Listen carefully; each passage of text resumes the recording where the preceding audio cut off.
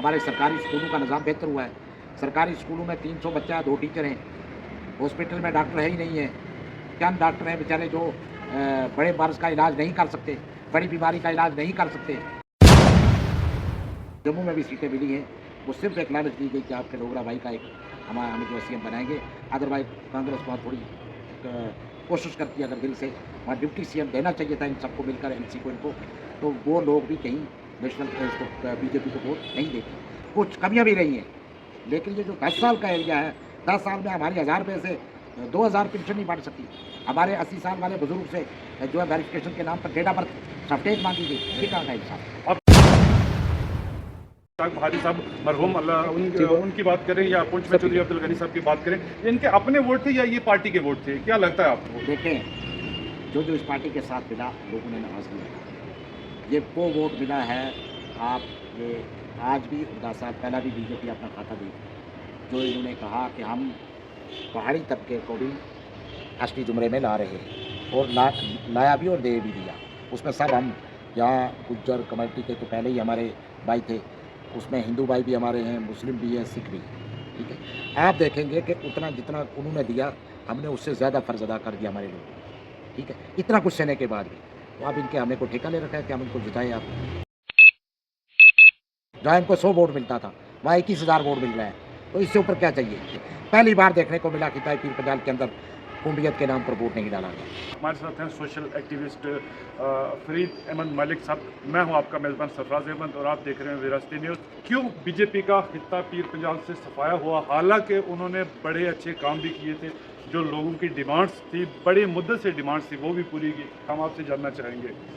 आप देखेंगे कि मौजूदा जो हमारी गवर्नमेंट है हिंदुस्तान के अंदर, उसकी कुछ पॉलिसियाँ आवाम के तई बहुत गलत थी, जिसके कारण बीजेपी को यहाँ से हार का मुँह देखना पड़ा। आपने देखा होगा कि जब 5 अगस्त 2019 को हिंदुस्तान की गवर्नमेंट ने जम्मू कश्मीर के अंदर हमारी एक तारीखी रियासत को 2 हिस्सों में तकसीम किया और 2 हिस्सों में तकसीम करके यूटी, लद्दाख और जम्मू कश्मीर बना दिया। कोई भी सरकार आती है वो भला करती है रियासत का। रियासत को डबल रियासत का दर्जा दिया जाना चाहिए था, ना कि उसको 2 हिस्सों में तकसीम करके लोगों को परेशान करना था। 370 और 35 से इस सरकार के मंशूर में था, उससे हमें इतनी नाराज़गी नहीं, लेकिन आप 370 और 35 के आड़ में हमें आप महदूद कर दो एक पंचायत तक, और हमें ये कहो कि एक तारीखी रियासत जो हमारे पूरे हिंदुस्तान के अंदर थी, जिसको हिंदुस्तान का ताज कहा जाता था, उस हिंदुस्तान के ताज को आपने 2 ग्रुप में तकसीम करके आपने लद्दाख को और जम्मू कश्मीर को यूटी में तब्दील कर दिया। सबसे पहले नाराज़गी यहाँ से शुरू हुई। दूसरी बात यह है कि आप देखेंगे कि वक्तन-फ़वक्तन जब वक्त आता गया, तो मसाइल आवाम के भी बढ़ते हैं। जब मसाइल आवाम के बढ़ते हैं तो आवाम नाराज़गी का इज़हार करती है। तो जब नाराज़गी के लिए भी इन्होंने पीएसए जैसे कानून को यहाँ पर सख्ती से लागू किया, तो लोगों में और नाराज़गी बढ़ी। जब किसी को बोलने का भी हक नहीं दिया गया, तो लोगों में और नाराज़गी बढ़ी। आए रोज़ इसके साथ-साथ आप देखेंगे कि यहाँ पर हमारी पेंशन माजूर स्पेशली एबल पर्सन लोगों को, खास करके हमारे बुजुर्गों को पेंशन वेरिफिकेशन के नाम पर इतना परेशान किया गया कि वो मेडिकल बोर्ड सर्टिफिकेट बनाने के लिए सीएमओ ऑफिस के बाहर लाइन लगी हुई है, और ऑनलाइन के लिए फोटोस्टेट के दुकान के बाहर लाइन लगी हुई है। उसके अलावा आप देखेंगे कि सोशल वेलफेयर डिपार्टमेंट के बाहर लाइन लगी हुई है। मतलब 5-6 महीने हमारे ऐसे ही निकल गए परेशानी में। हमारी बकायाजात पेंशन भी नहीं मिली। बड़ी जदोजहद के बाद मैं बड़ा शुक्रगुजार हूँ हमारे जो साबका डिप्टी कमिश्नर यासीन चौधरी साहब थे, उनकी मेहनत से कि पहली बार उनके वो बकायाजात हमें वो पेंशन मिली। तो कहने का मकसद ये है कि हमने पूरी जम्मू कश्मीर के माजूरों ने बड़ी तकलीफ़ें उठाई। लोगों ने तकलीफ़ें, आम आदमी ने, आम लोगों ने, मजदूरों ने, यहाँ तक के। तो इसके चलते आए नाराज़गियाँ बढ़ती गई। आखिर एक और आ गया, एक अचानक एक आर्डर आ गया कि आपको ज़मीनों से बेदखल जिसका 90-90 साल कब्ज़ा है, उसका जनाब उसको भी यहाँ से जो ज़मीन छोड़नी पड़ी, तो स्ट्रेट लाइन को जो वो खाली करो। आप ये कहें यहाँ के लोग ही मालिक है उस स्ट्रेट लाइन की, बाहर का कोई नहीं हो सकता। ये परेशानी भी बर्दाश्त की, बड़ी मुश्किल से उसको ठंडा किया। मतलब हम ये बताएं कि सहूलतें कम, परेशानियाँ ज़्यादा क्रिएट की गई। उसके बाद आप देखेंगे कोई आर्डर निकलता है, आज सुबह आर्डर एक निकल गया जी, आपने सुबह उठते ही सूरज को नमस्कार करना है। तो मेरे कहने का मकसद ये है कि आप हम पर ऐसे आर्डर मुसल्लत करते हैं जो हमारे मज़हबी भी खिलाफ है, ठीक है? तो आप हमें इस तरह से हरास करके फिर हमसे आप वोट की ये ये मतलब ये उम्मीद रखते हैं कि हम आपको वोट भी देंगे, इतनी परेशानियाँ करके।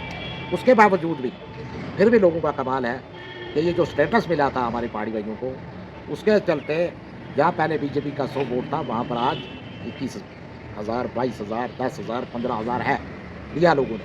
आप इकबाल बल्लभ से शुरू करें, पुंछ तक, पुंछ मेंबर तक और कुछ हमारे जैसे गनी साहब हैं या बाकी कुछ लोग हैं, इनका पर्सनली अपना भी एक लोगों में इमेज लोगों के साथ है। तो कहने का मकसद ये है कि लोगों ने तंग आकर जिस-जिसका बीजेपी के साथ हाथ मिला था, उन सबको क्लीन चिट कर दिया, ख़त्म कर दिया। आप ये देखेंगे कि पुंछ की सीट का आप अंदाज़ा लगाएँ कि किस गुस्से और जज़्बे के साथ लोगों ने वोट जो है वो उस आदमी को दिया जिसको उम्मीद ही नहीं थी और देखकर इतनी भारी अक्सरियत ने उसको कामयाब कर दिया। अच्छा फरीद साहब, आपसे ये जानना चाहेंगे कि सिर्फ जम्मू कश्मीर की अगर हम बात करें तो जम्मू कश्मीर में उन्होंने वो प्रोजेक्ट किए हैं कि जो एनसी ने इस 70 साल का समय जो भी सरकारें आई उन्होंने नहीं की। और जहाँ तक कहा जाता है कि एनसी को हटाने के लिए ही बीजेपी को पहले पीडीपी को इक़्तिदार में लाने की कोशिश की गई थी और उन्होंने बीजेपी के साथ मिलकर हुकूमत मिलाई थी। आज लौटकर फिर वहीं पे आ खड़े हुए जहाँ से एक बार चले थे। लगता नहीं कि लोग कहीं ना कहीं जिस फंदे से अपना पल्ला छुड़ाना चाहते थे, झाड़ना चाहते थे, उसी को दोबारा से गले में डाल लिया? देखिए, वक्त के हिसाब से अगर चाहे उस वक्त की सरकार ने कुछ कमी पेशी ज़रूर लोगों के साथ की होगी, हरासमेंट नहीं की है लोग, परेशानियाँ ज़रूर उस दौर में रही हैं, लेकिन इतने तंग और इतने परेशान नहीं हुए। अगर चाहे उस सरकार के दौर में फोटो भी आया, लोगों ने सहा और हमारे बेगुनाह लोगों को भी जो है वो मारा गया, लेकिन कम अज़ कम पुलिस जो पूछती थी। हाल ही में आपने देखा कि हमारे कई बेगुनाह लोगों को मारा गया, तो आपने देखा कोई तहकीकात भी नहीं हुई।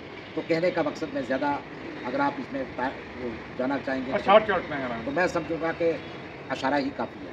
साथ साथ में मैं ये कहना चाहूँगा कि जो आपने कहा कि इतने बड़े काम किए हैं, हमारे डिस्ट्रिक्ट पुंछ में हॉस्पिटल में क्या तरक्की की आप बताएं। एक कोई डॉक्टर नहीं ला सके, जो हमारा एक मशीन वहाँ पड़ी है, मतलब हमारी MRI की मशीन पड़ी है, बाकी आँखों का डॉक्टर तक नहीं है। आप देखेंगे कि पुंछ जैसे हॉस्पिटल में आँखों के इलाज के लिए कोई डॉक्टर नहीं है।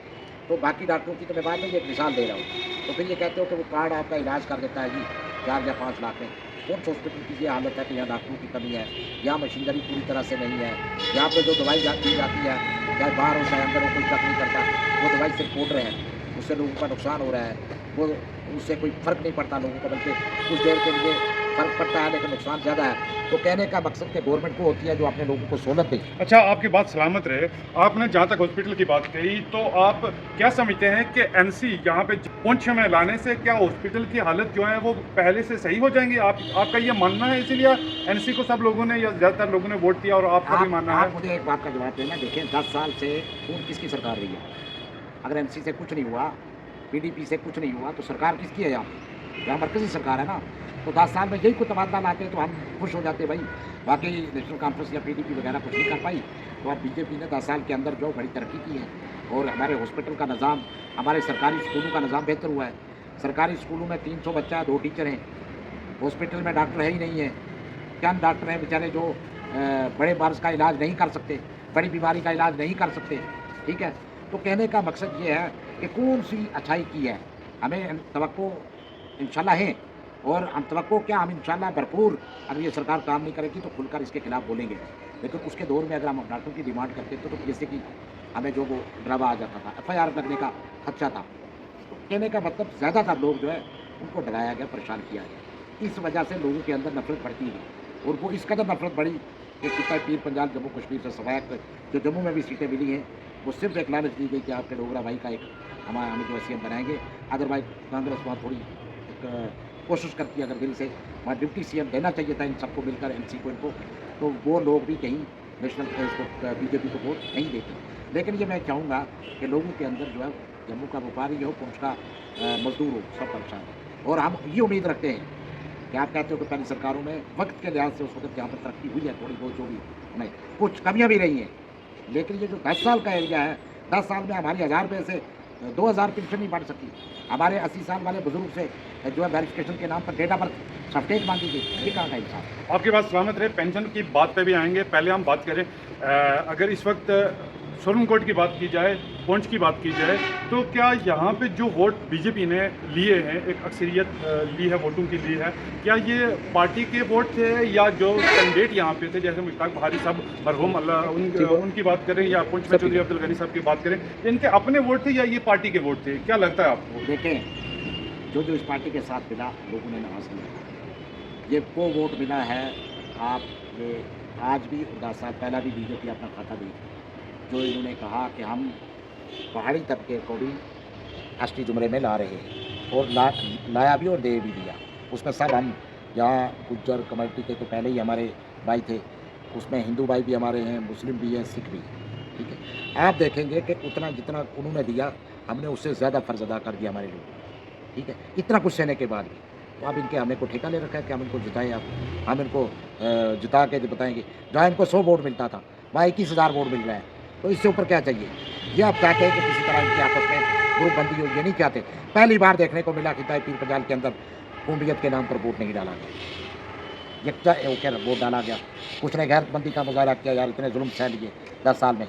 कुछ ने कहा चलो यार इन्होंने एसटी दे दी से तो सही, हम दे ही देते हैं कुछ वोट, तो इस तरह करके इनको वोट मिले। तो कुछ हमारे लोगों की पर्सनल भी लोगों के साथ बाइजन है, लेकिन मेरा ज़मीर नहीं माना, मतलब मेरा ज़मीर है, हर आदमी का अपना ज़मीर है। लेकिन आप तादाद देखिए कि ज़्यादातर इतना जुल्म सह कर भी अगर हमने इनको वोट दिया, तो फिर भी ये कहें कि हमें पहाड़ियों ने या दूसरी कम्युनिटी ने हमारे साथ ज़्यादती की, मैं तो समझूंगा कि इनको फिर को उस हाल में ले जाना चाहिए जहाँ 10 साल पहले। वहीं पे मेरा लगता है कि वहीं पे पहुँचे। स्टेट से हम यूटी में आ गए, और यूटी के बाद अब जो भी पावर्स इलेक्शन करवाया गया, इलेक्शन के बाद जो भी पावर्स थी, मैं आपसे समझना चाहूँगा, वो सारी ज़्यादातर पावर जो है वो एलजी को दे दी, लेफ्टिनेंट गवर्नर को दे दी। और कोर्ट ने भी ये कल एक ऑर्डर आया, उसमें लिया कि हम आपके इंटरनल मामले हस्तक्षेप करना नहीं चाहते। आपको लगता नहीं कि लास्ट में आपको बीजेपी या सेंट्रल गवर्नमेंट के पास ही जाना है, उन्हीं लोगों के पास जाना है जिनसे आप अपना पल्ला झाड़ने की कोशिश कर रहे हो? बेटे मेरी बात सुने, पहली बात तो मैं कोई सियासी नहीं हूँ, मैं एक समाजी हूँ, लेकिन मरकज़ की गवर्नमेंट कोई बैरून कंट्री की सरकार नहीं है। वो हमारे जम्मू कश्मीर जो है वो हिंदुस्तान का एक ताज है, एक हिस्सा है, और अगर वो हमें उनसे कुछ लेना है वो उनके जेब से नहीं, बल्कि जम्मू कश्मीर का अपना हिस्सा जो है वो मांगना आता है। ज़रूरत पड़ी तो हमारी आवाम भी रोडों पर आएगी। जो 40-45 हज़ार अगर एक एमएलए को दे सकते हैं वोट, वो रोडों पर भी आना जानते हैं, उनके दिल खुल गए। देखो मैंने एक ही बात कही कि जुल्म जब हाथ से गुजरे तो समझो दो रेम आया। तो ये जम्मू कश्मीर के लोग इतने वो नहीं है, ये बड़े अब होशियार हो गए। अब आपने देखा होगा कि वोटर ने लीडर को जो है वो कितना परेशान करके वोट दिया, इतने आसानी से वोट नहीं मिले। आपने देख लिया कि वोट आज के दौर में वोटर कितना चलाक और होशियार है। तो कहने का मकसद कि ये कोई वो एहसान नहीं करेंगे अगर हमारी दिल्ली सरकार जम्मू कश्मीर का हिस्सा दे।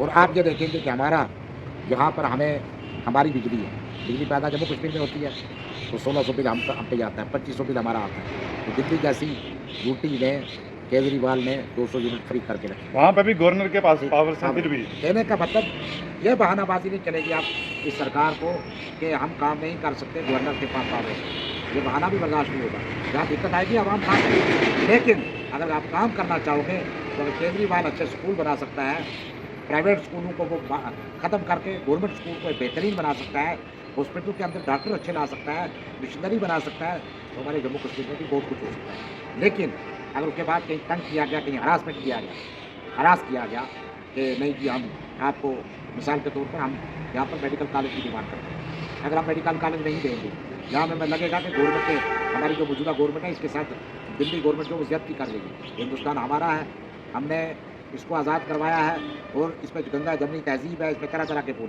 जहाँ हमें लगेगा कि हमारे साथ ज्यादती हो रही है और एलजी साहब नहीं कर रहे, हम रोडों पे उतरेंगे। ये कौन सी बात? अपने हकूक़ के लिए पुरअमन तरीके से एहतजाज करना हमारा आईनी हक है, तो इंशाल्लाह उससे हम वक्तन कोई भी मसाइल हो हम करें, उसके लिए जदोजहद करें। चलो बहुत बहुत शुक्रिया फरीद साहब बात करने के लिए। शुक्रिया।